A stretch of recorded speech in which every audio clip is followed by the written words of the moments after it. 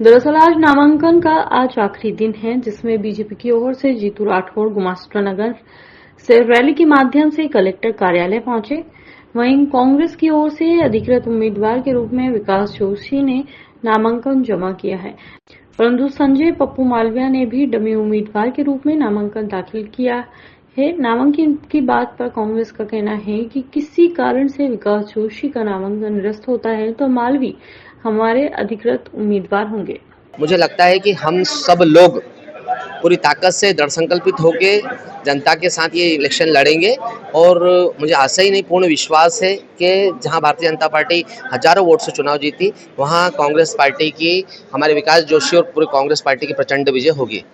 जो पार्टी ने मुझे जिम्मेदारी दी है उस पर पूरा उतरने की कोशिश करूंगा, मेहनत करके पूरी। सामने जो है विपक्ष काफी मजबूती के साथ दिखाई दे रहा है। भारतीय जनता पार्टी संगठन हमारा बहुत मजबूत है। वार्ड की जो जनता है वो काफ़ी त्रस्त है, परेशान है।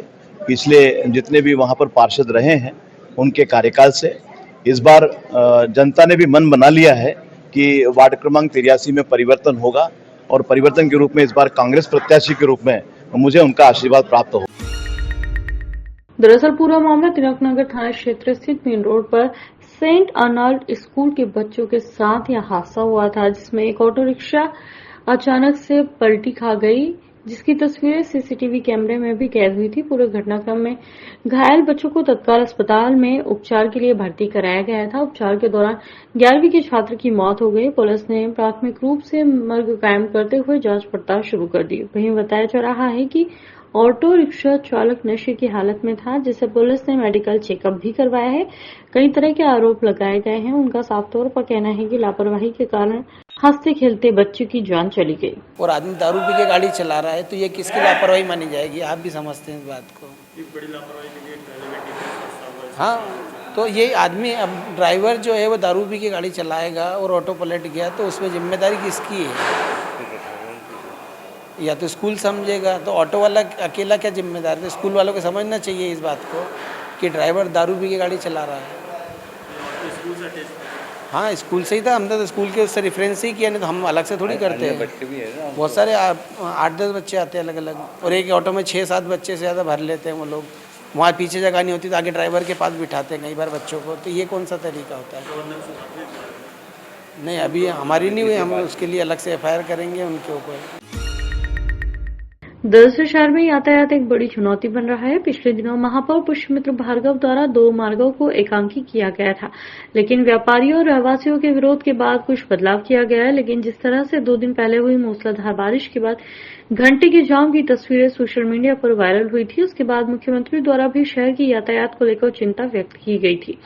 अधिकारियों के उचित कदम उठाने के दिशा निर्देश दिए गए थे। उसी के चलते अब दोबारा से जिला प्रशासन, पुलिस विभाग, यातायात विभाग के साथ ही अन्य सामाजिक संगठन द्वारा शहर के विभिन्न क्षेत्रों में यातायात सुचारू रूप से संचालित करने को लेकर चर्चा करने की बात सामने आ रही है। पुलिस कमिश्नर राकेश गुप्ता का कहना है कि कई बार बदलाव किए जा चुके हैं, उन बदलाव पर क्या समस्या आ रही है, इस पर चर्चा की जाएगी और मुख्य मार्ग में यातायात सुचारू रूप से संचालित हो सके, उसको लेकर एक्सपर्ट की राय भी ली जाएगी, ताकि शहर को स्वच्छता के साथ ही यातायात में भी नंबर 1 बनाने का लक्ष्य प्राप्त किया जा सके। बिल्कुल, हम लोग इस बात को लेके काफ़ी संजीदा हैं कि शहर में ट्रैफिक में जाम की स्थिति ना बने। जैसा कि आप जानते हैं कि अभी कई स्थानों पर निर्माण कार्य चल रहे हैं, जिसमें अभी हमारा भंवरकुआं, लवकुश, इसके अलावा खजराना, इनमें एलिवेटेड कॉरिडोर हमारा बन रहा है, एलिवेटेड रोड बन रही है। इसी तरह की कई एलिवेटेड रोड्स के बारे में और अभी हमारा विचार विमर्श होगा कि उसमें हम कहाँ और एलिवेटेड रोड्स बनाएं जिससे कि शहर को सुविधाजनक ट्रैफिक मिल सके। मधुमिलन चौराहे को लेकर भी काफ़ी अभी ट्रैफिक अव्यवस्था है, उसको लेकर भी रोटरी की डिज़ाइन क्या होगी, इसमें एक्सपर्ट्स को लेकर हम लोग बैठेंगे और एक ऐसी व्यवस्था जिसमें कि ट्रैफिक में व्यवधान कम से कम हो, इसकी हम लोग प्लानिंग कर रहे हैं। सर, इस मीटिंग में सर शहर के बुद्धिजीवी, जनप्रतिनिधि या कुछ ऐसे लोगों को बुलाया जाएगा जो शहर के यातायात से भलीभांति परिचित है? बिल्कुल, इसमें हम यातायात के जो एक्सपर्ट्स हैं उनको बैठ के बात करेंगे।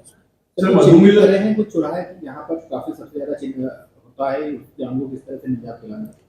बिल्कुल, शहर के जो प्रमुख चौराहे हैं उनमें काफ़ी ऐसे चौराहे हैं जिनमें ट्रैफिक बहुत ज़्यादा है, जिसमें मैं अगर प्रमुखता से नाम लूँ तो मधुमिलन चौराहा 1 है, पलासा चौराहा हमारा नंबर 2 पे है, 3 पे हमारा विजयनगर चौराहा है, रेडिसन चौराहा है। इसके अलावा अगर हम देखें तो IT पार्क जो है वहाँ उस चौराहे पे भी आजकल काफ़ी ट्रैफिक हो गया है। शहर में हुए व्यापक जल जमाव को लेकर सामाजिक संस्था एकाग्र ने एक विशेष घोषणा की है। संस्था ने शहर के सबसे ज्यादा जल जमाव वाले वार्ड को 51,000 रुपए की राशि नकद पुरस्कार के रूप में देने की घोषणा की है।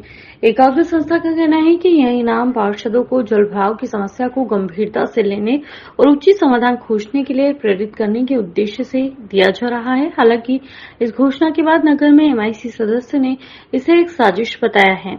उनका आरोप है कि यह पुरस्कार पार्षदों के खिलाफ एक नकारात्मक प्रचार अभियान का हिस्सा है और इसका उद्देश्य उसकी नाकामियों को उजागर करना है। महापौर और MIC सदस्य मानते हैं कि जल भराव की समस्या केवल पार्षदों की नहीं बल्कि नगर निगम की नीति और प्रशासन की भी जिम्मेदारी है। संस्थान और स्थानीय प्रशासन के बीच इस मुद्दे को लेकर मतभेद स्पष्ट हो गए हैं।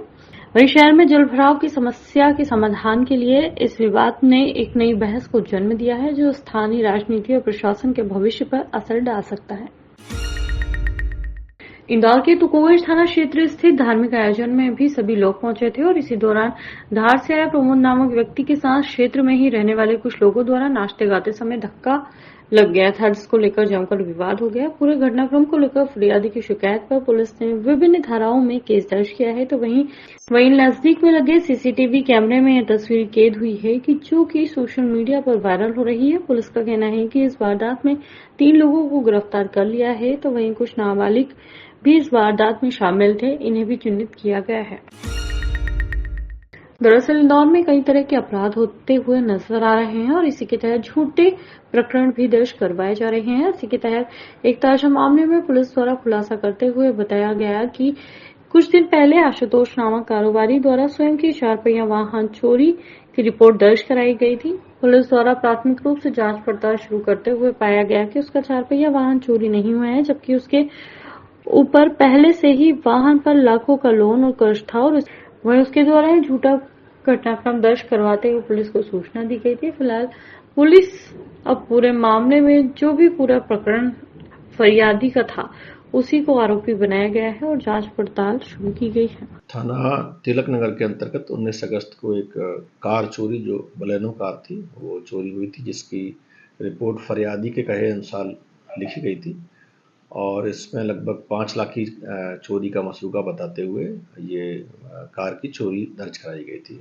पुलिस ने इस मामले में जब पतासाजी की और इसमें पूरी टीम को लगाया गया तो उसमें जो चोरी की कार है वो बरामद हुई है और बरामद में जब एक रोचक इसमें बात ये आई कि जो आरोपी था, जो फरियादी था, वही इसका आरोपी था। इसने ये रिपोर्ट लिखाई थी कि चोरी की जो कार है वो घर के सामने से कोई चुरा ले गया है और बाद में इस कार को बरामद किया गया। पता चला